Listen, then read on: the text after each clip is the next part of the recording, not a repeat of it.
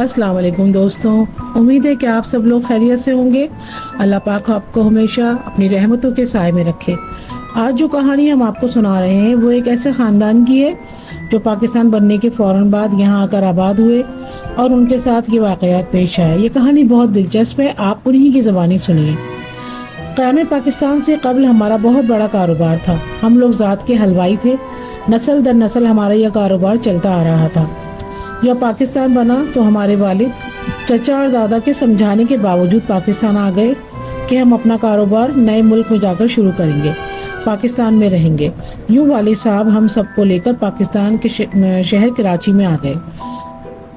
जो घर हमें रहने के लिए मिला था वहाँ ज़्यादा आबादी नहीं थी, दूर दूर घर बने हुए थे। अब्बा जी को ये घर इसलिए पसंद आ गया कि इस घर में नीचे एक दुकान भी मौजूद थी और ऊपरी हिस्से में 2 कमरे, बावर्ची खाना और गुसल खाना था।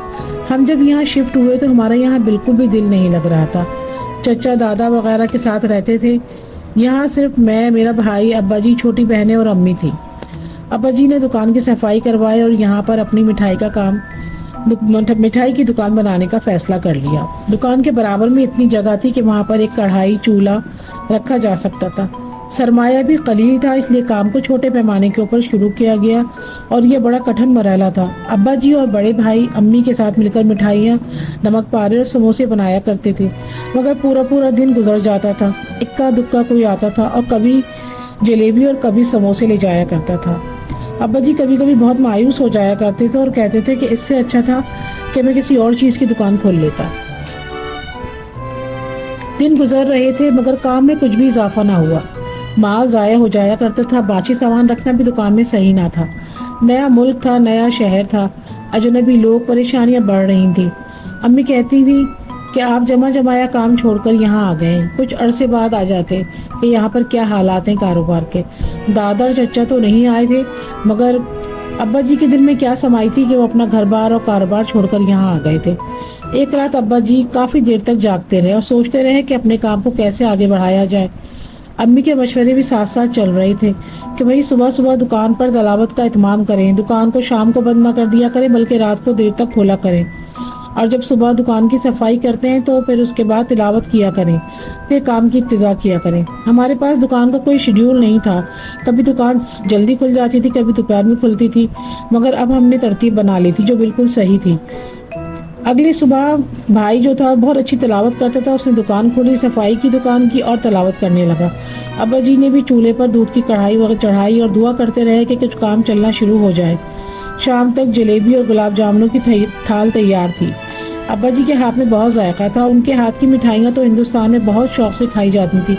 हिंदू अपने हर त्यौहार की मिठाइयों के लिए अब्बा जी को ऑर्डर दिया करते थे। उस दिन अब्बा जी मगरिब की नमाज पढ़कर दुकान पर आए। मैं और छोटा भाई दुकान पर बैठे थे। उन्होंने हमें कहा कि उन्हें कोई ज़रूरी काम से जाना है और हमें दुकान जो है रात को 10 बजे तक बंद करनी है, उसके बाद हम घर चले जाएं। आज भी कुछ ज़्यादा सामान फ़रोख्त नहीं हुआ था। अब्बा जी ने सामान चेक किया और शिकस्ता दिल से वापस चले गए।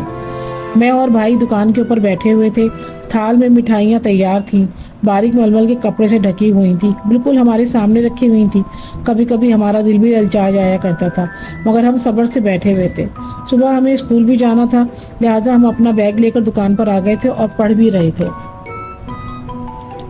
कुछ देर न गुजरी थी कि दुकान के आगे एक तांगा आकर रुका। हमारी दुकान के आगे तांगा रुकने का मतलब ये था कि कोई गाहक आया है।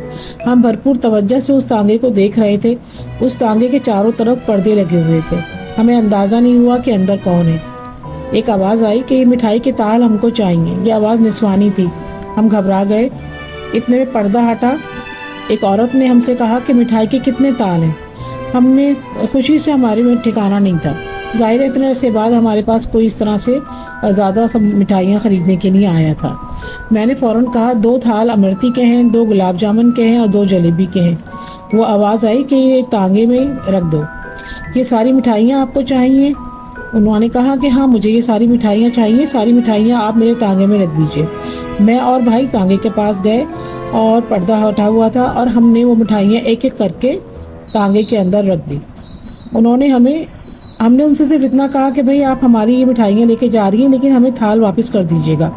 उन्होंने कहा परेशान न हो, हम आपको थाल वापस कर देंगे। उसके बाद उन्होंने हमें एक लिफाफा दिया जिसमें पैसे थे। मैं और मेरा भाई जल्दी जल्दी से मिठाइयों के थाल तांगे में रख रहे थे। اور ہم نے ان سے دوبارہ یہ بات کہی کہ بھئی آپ یہ تھال واپس کر دیجیے گا، تو آواز آئی کہ ہاں ہاں آپ بے فکر ہو جائیں، یہ تھال 10 منٹ کے اندر آپ کے پاس ہوں گے، ہاں آپ لفافے میں پیسے گن لیجیے گا۔ اور تانگا آنن فانن ہماری نگاہوں سے دور ہو گیا۔ میں اور میرے بھائی نے مجھ سے کہا کہ انہوں نے تو ہم سے مٹھائی کی قیمت بھی نہیں معلوم کری اور پیسے دے کے چلی گئی ہیں، اور پیسے بھی جب ہم نے چیک کیے تو پورے تھے۔ اب دکان پر صرف سموسے اور نمک پارے وغیرہ رکھے ہوئے تھے، مٹھائی کے سارے تھال تو تانگے والی خاتون لے گئی تھی۔ بہت ساری خوشی ہمارے دل میں ہو رہی تھی اور بار بار ہم پیسے گن رہے تھے۔ ایک بات تھی کہ ان پیسوں میں سے ایک بہت خوبصورت سی خوشبو آ رہی تھی جو پوری دکان کو محصور کر رہی تھی۔ اوپر سے امی کی آوازیں، کیا ہوا، کیا رقی گلاب کی بوتل کھلی رہ گئی ہے جو اتنی خوشبو آ رہی ہے؟ ہم نے کوئی جواب نہ دیا۔ ہمارا دل چاہ رہا تھا کہ جلدی سے ہم اوپر چلے جائیں، مگر ابھی تھال کا انتظار کر رہے تھے۔ ٹھیک 10 منٹ بعد تانگا دوبارہ دکان کے سامنے رکا۔ تانگے سے پردہ ہٹا، ہمارے تھال سامنے ہی رکھے تھے اور ہم نے آگے بڑھ کر اپنے تھال اٹھا لیے۔ تھال بالکل صاف ستھرے تھے اور ایسا لگ رہا تھا جیسے بالکل نئے ہوں۔ کہیں مٹھائیوں کی موجودگی کی نشانی بھی موجود نہیں تھی، بالکل صاف ستھرے تھال۔ ہم نے تھال دکان میں رکھے، سموسے نمک پارے اٹھائے، دکان بند کی اور اوپر آ گئے۔ کچھ دیر بعد ابا جی آ گئے، ہمیں ڈانٹنے لگے کہ تم نے اتنی جلدی دکان بند کیوں کر دی؟ ابھی تو 9 ہی بجے ہیں۔ ہم نے جیب سے لفافہ نکال کر ابا جی کو دیا اور ساری تفصیل بتا دی۔ ابا جی نے لفافے سے رقم گری تو بڑے حیران ہوئے، بالکل اتنی ہی رقم تھی جتنے ابا جی نے مٹھائیوں کی قیمت رکھی ہوئی تھی۔ انہوں نے فوراً شکرانے ادا کیے کہ اتنے دنوں بعد کچھ کمائی کی صورت پیدا ہوئی ہے۔ اگلی صبح فجر کی نماز پڑھ کر ابا جی نے دکان کھولی۔ بھائی تلاوت کر رہا تھا، ابا جی نے دکان کی صفائی کی، پھر مٹھائیوں کی تیاری میں لگ گئے۔ کم و بیش وہی ٹائم تھا۔ مغرب کے بعد تانگا دکان کے آگے آ کر رکا۔ ان میں سے ایک آدمی اترا۔ وہ اتنا لمبا چوڑا آدمی تھا کہ یقین نہیں آ رہا تھا کہ اس تانگے سے نکلا ہے۔ اس نے آتے ہی سلام کیا، السلام علیکم ورحمۃ اللہ وبرکاتہ برادر، کل میری ہمشیرہ یہاں سے مٹھائی لے کر گئی تھی، ہم سب کو بہت پسند آئی ہے۔ آج بھی آپ یہ سارے تھال جو ہیں ہمارے تانگے میں رکھوا دیں، تھال کی فکر نہ کریں، یہ آپ کو مل جائیں گے۔ ابا جی نے حکم کی تعمیل کی اور ساری مٹھائیاں جو کبھی بکنے کا نام نہ لیتی تھی، تھال کے تھال میں نے اور بھائی نے تانگے میں رکھنے شروع کر دیے۔ اس آدمی نے جیب میں ہاتھ ڈالا، لفافہ نکال کر ابا جی کے ہاتھ میں رکھ دیا، یہ جا اور وہ جا۔ ابا جی نے پیسے گنے تو بہت مناسب پیسے تھے۔ ابا جی بہت خوش ہو گئے، فوراً شکرانے ادا کیے۔ ہم نے دکان بند کی اور گھر واپس آ گئے۔ ابا جی بہت خوش تھے۔ امی نے کہا کہ آخر اتنی مٹھائی کا وہ کیا کرتے ہیں؟ ابا جی نے کہا بھائی یہ ہمارا کام نہیں ہے کہ ہم سوچیں وہ کیا کرتے ہیں۔ تجسس اور جستجو اچھی چیز نہیں ہے۔ ہمیں گاہک مل رہا ہے، ہمارا کام چل رہا ہے۔ پھر یہ سلسلہ شروع ہو گیا۔ ابا جی کی دکان پر کوئی آئے یا نہ آئے، وہ تانگا ضرور آتا تھا۔ ابا جی کو سامان لینے کے لیے شہر کی طرف جانا ہوتا تھا، کیونکہ اب روزانہ ہی مٹھائیاں ختم ہو جاتی تھیں۔ اس دن مامو جان آ گئے۔ امی ان سے بات کر رہی تھیں، کہنے لگی یہ تو کوئی بھید ہے، راز جاننا چاہیے کہ اتنی مٹھائی لے کر جاتے کہاں ہیں، اور کہیں ایسا تو نہیں کہ آگے ان کی دکان ہو اپنی اور وہ اس مٹھائی کو آگے فروخت کرتے ہوں۔ مامو ہم سے مخاطب ہوئے، کہنے لگے تم لوگ ذرا ان کا پیچھا تو کرو کہ یہ کرتے کیا ہیں۔ ہمیں بھی تجسس ہو رہا تھا کہ اتنی ساری مٹھائیاں آخر جاتی کہاں ہیں اور وہ کون ہے جو ان کو کھاتا ہے۔ ابا جی نے ہمیں منع بھی کیا کہ وہ ہماری مٹھائیوں کی قیمت ادا کر دیتے ہیں، لہٰذا یہ بات مناسب نہیں ہے کہ ہم خریدیں کہ وہ ان کا کیا کرتے ہیں۔ وہ جمعے کا دن تھا۔ ابا جی جمعے کی نماز ادا کر کے مٹھائیوں کا آرڈر تیار کر کے مزید سامان خریدنے کے لیے شہر کی طرف روانہ ہو گئے۔ انہوں نے امی سے کہا کہ اگر رات زیادہ ہو گئی تو پھر صبح آئیں گے۔ آج اچھا موقع تھا، میں نے اور میرے بھائی نے فیصلہ کیا کہ آج ہم ان تانگے کا پیچھا کریں گے، مگر ہم نے اس بات کا ذکر کسی سے بھی نہیں کیا۔ حسب معمول تانگا آیا، مٹھائی کے تھال ہم نے رکھے، تانگا چلا گیا۔ ہم نے لفافے کو امی کے حوالے کیا، دکان میں آ کر بیٹھ گئے اور انتظار کرنے لگے کہ اب تھال واپس کرنے کے لیے تانگا آئے گا۔ کیونکہ مٹھائی تو ساری ختم ہو ہی جاتی تھی، لہٰذا ہم نے دکان کو بند کر دیا۔ تھوڑی دیر میں تانگا واپس آیا، اس میں سے وہ آدمی اترا، اس نے تھال دکان میں رکھے اور تانگے میں بیٹھ گیا، اور یہی وقت تھا جب ہم نے دکان کی ترپال کھینچی۔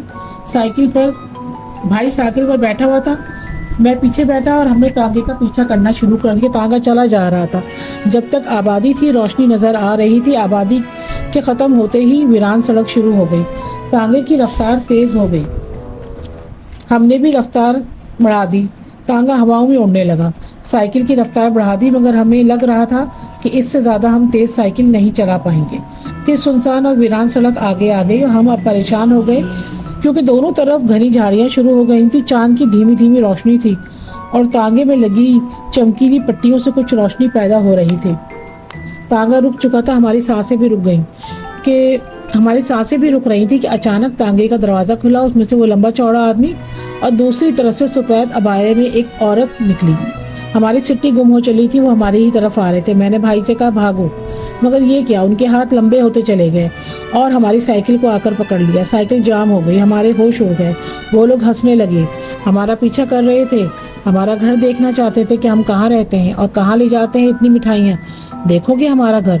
हमारी चीखें फजा में बुलंद होने लगी। वो दोनों हवा में उछले और सड़क की तरफ लगी हुई घनी झाड़ियों में गुम हो गए। ऐसा लग रहा था कि हमारी साइकिल भी उनके साथ उन घनी झाड़ियों के जंगल में जा रही है। खौफ से बुरी हालत थी। जब ही भाई ने तिलावत करनी शुरू कर दी और हमें ऐसा लगा जैसे किसी ने उठाकर फुटबॉल की तरह उछाल दिया हो। अगर हम जमीन पर गिरेंगे तो हड्डियां पसलियां टूट जाएंगी। ये सब देखने से पहले ही हम बेहोश हो चुके थे। इस सुनसान रास्ते पर हम किस तरह पहुंचे, हमें कुछ नहीं मालूम था। अब्बा जी बताते हैं कि हम दोनों अपनी टूटी हुई साइकिल के साथ दुकान के सामने बेहोश पड़े थे और जब अब्बा जी सुबह वापस आए तो उन्होंने हमें वहाँ बेहोश हालत में देखा। अम्मी अलग परेशान थी कि हम बगैर बताए कहाँ चले गए। फिर क्या, उसके बाद हफ्ता भर बुखार में पड़े रहे, चेहरे मुरझा गए थे। अब्बा जी ने बहुत डांटा कि हमने ये क्या कर दिया। खुदा खुदा करके दुकान चल पड़ी थी। हम दिल में शर्मिंदा हो रहे थे, मगर सोच रहे थे कि आखिर जंगल से हमें कौन लेकर आया और घर के दरवाजे के आगे कौन फेंक कर चला गया। साइकिल का ये हाल किसने किया। और एक बात बताऊं आपको कि आज भी अब्बा जी की दुकान बहुत कामयाब चल रही है और रात को अचानक दुकान में रश बढ़ जाता है और मिठाइयों के थाल फरोख्त हो जाते हैं। जी दोस्तों, कैसी लगी आपको आज की कहानी? अपनी राय से ज़रूर आगाह कीजिएगा। हमारे चैनल को सब्सक्राइब कीजिएगा। इंशाअल्लाह अगली कहानी पर आपसे मुलाकात होगी। अल्लाह हाफिज़।